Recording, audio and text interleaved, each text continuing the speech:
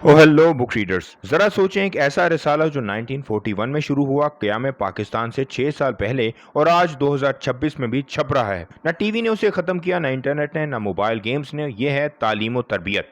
Feroz sons का वो बच्चों का रिसाला जिसे खुद नाशरीन पाकिस्तान का सबसे पुराना बच्चों का रिसाला कहते हैं, जो कि सच भी है।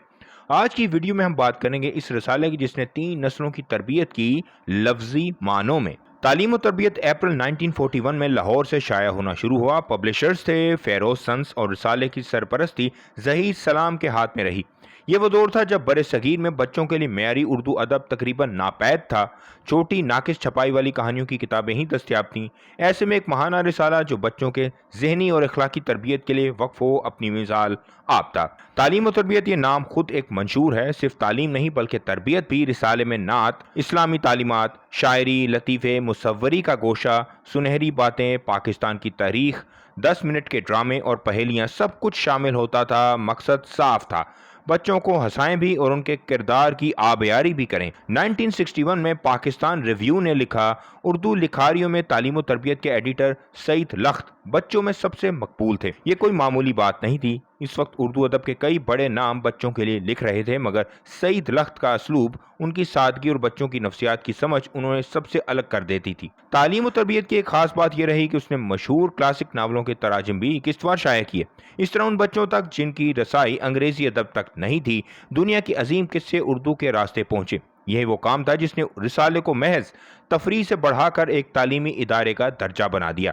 इसमें ऐसी कहानी और वाक़यात होते जो सूफियाना हिकमत को बच्चों के लिए आसान बनाकर पेश करते। ये सिर्फ पाकिस्तान तक महदूद नहीं रहा, दुनिया भर में फैले उर्दू बोलने वाले घरानों की यादों में यह रिसाला आज भी जिंदा है। इसकी मकबूलियत के बाद बहुत से बच्चों के रिसाले शाया होने शुरू हुए, मगर वक्त के साथ वो सब बंद हो चुके हैं। मगर तालीम और तरबियत उन चंद जिंदा बच जाने वालों में से एक है जो आज भी छप रहा है। हर कामयाबी के साथ तनकीद भी आती है। कुछ नाकदीन कहते हैं कि हालिया बरसों में रिसाले की मुसव्वरी और डिज़ाइन वक्त के साथ नहीं बदले, यानी जो अंदाज 1970 और 80 की दहाई में ताज़ा लगता था वो आज कुछ पुराना महसूस होता है और कंटिन्यू है।